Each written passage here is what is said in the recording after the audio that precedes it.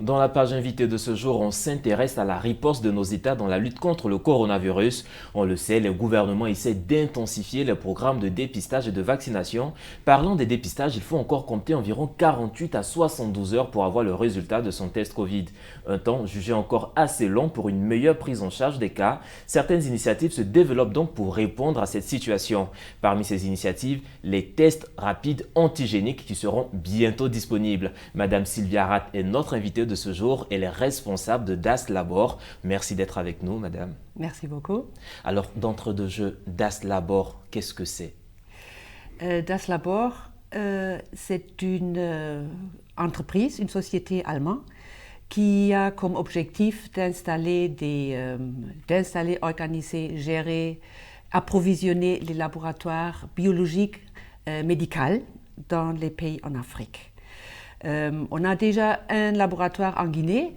Maintenant, on a commencé un deuxième laboratoire ici en Côte d'Ivoire, à Abidjan. Et on est en train de voir aussi à Lomé pour installer un troisième, ainsi de suite. On espère de continuer comme ça. Oui.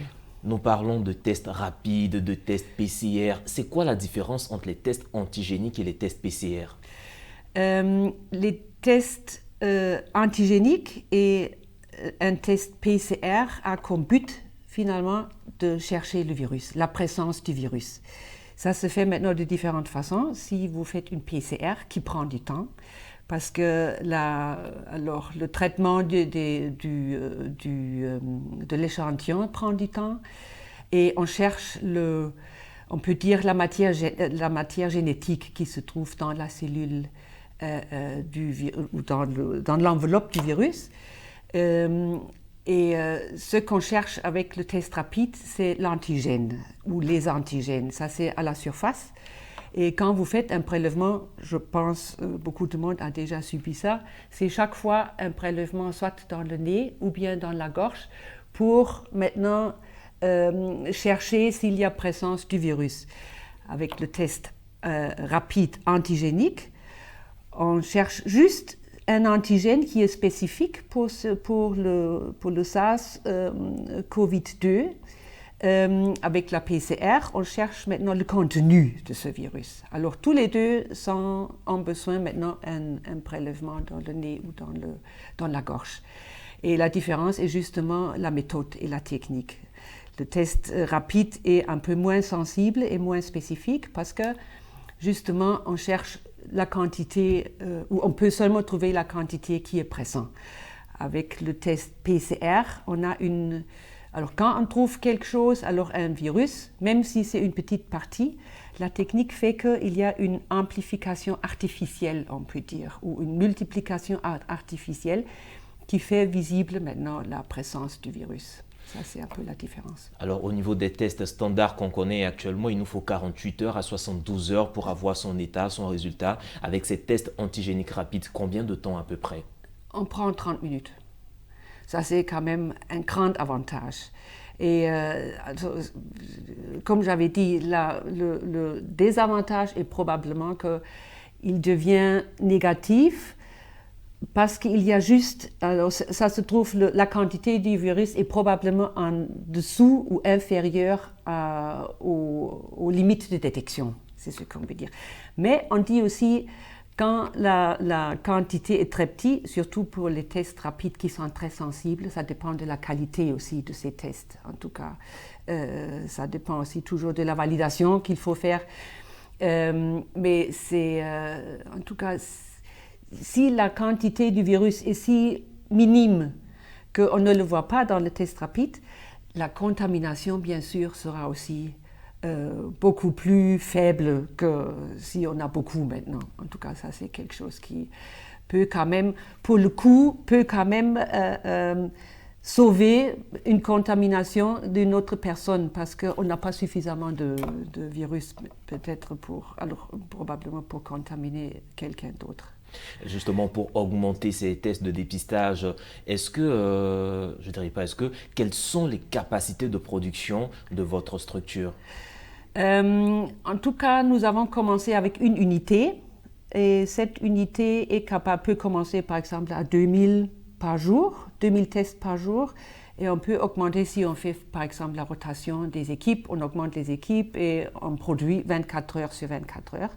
On peut aller jusqu'à 10 000 par jour en plus.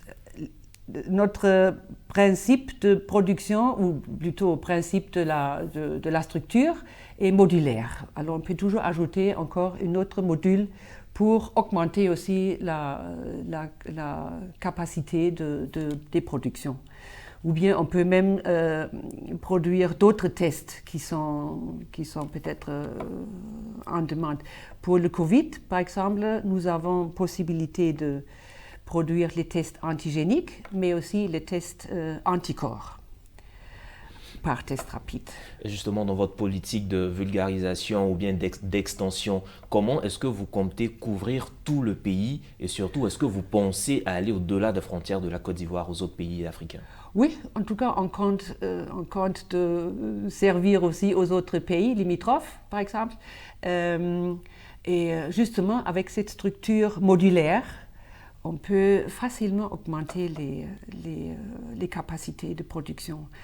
Si on arrive à comment je peux dire, l'installation déjà de notre module, ça a pris un peu de temps parce que alors comment je peux dire, la charge administrative et bureaucratique était un peu lourde et c'est pour ça qu'on a pris aussi du temps. On voulait même commencer déjà en décembre, mais c'était difficile à réaliser.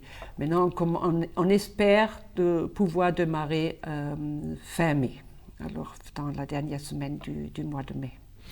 Alors vous espérez commencer déjà à la mi-mai, à la fin mai, comme vous le dites, mais nous sommes aussi dans une période on va dire une grande période de vaccination.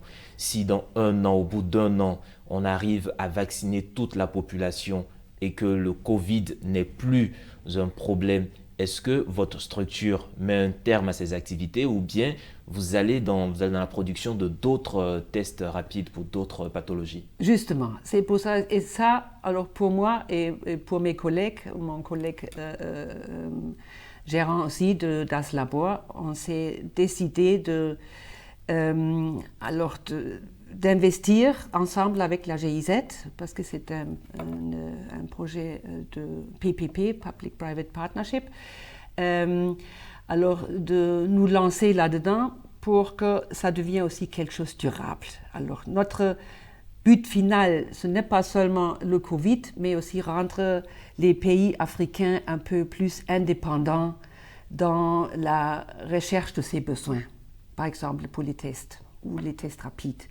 Et dans l'ensemble de cela, nous avons même pensé, peut-être on peut même continuer, et alors bien sûr produire aussi d'autres tests rapides contre le VIH ou contre le palu ou contre l'hépatite B. En tout cas, il y a tout type de tests rapides qu'on peut produire dans notre unité. Parce qu'il faut connaître le principe d'un test rapide. Le cœur de tout ça, c'est ce qu'on appelle un master sheet. Ça, c'est une petite bande membraneuse où là-dessus maintenant est codé ou fixé soit l'anticorps ou l'antigène de ce virus ou bactérie qu'on veut maintenant déceler ou dépister. Et comme ça, c'est très facile. Alors, les petites boîtes plastiques ou les cassettes, ça c'est juste pour fermer. Et là-dedans, on place maintenant ce master sheet qui est maintenant d'après ce qu'on veut fabriquer. Et ça, on peut même produire, ça c'est dans notre tête un peu, ou dans notre volet, où on souhaite de faire ça, de produire maintenant même les master sheets ici. Mais ça prend encore un peu de temps. Il faut d'abord voir si ça fonctionne. Alors si on peut vraiment, alors si on trouve le marché aussi, parce que quand on investit quelque chose, il faut aussi avoir le marché, n'est-ce pas? Et justement, rapidement, si en 30 secondes, vous devez nous dire comment est-ce que tout ce projet est financé? Vous avez parlé de partenariat public-privé. Les États africains, ils sont adhérents ou c'est un partenariat public-privé avec que l'Allemagne? C'est plutôt, je crois que c'est la GIZ. Si, je ne connais pas tellement la politique de la coopération allemande avec la Côte d'Ivoire, mais je crois le public là-dedans, nous sommes le privé, notre entreprise d'As Labor, et le privé, le public, et la GIZ plutôt la coopération. Et je crois que c'est dans le financement de la coopération vers la Côte d'Ivoire où se trouve maintenant ce public. Ça veut dire que c'est quand même la Côte d'Ivoire qui participe à cet investissement.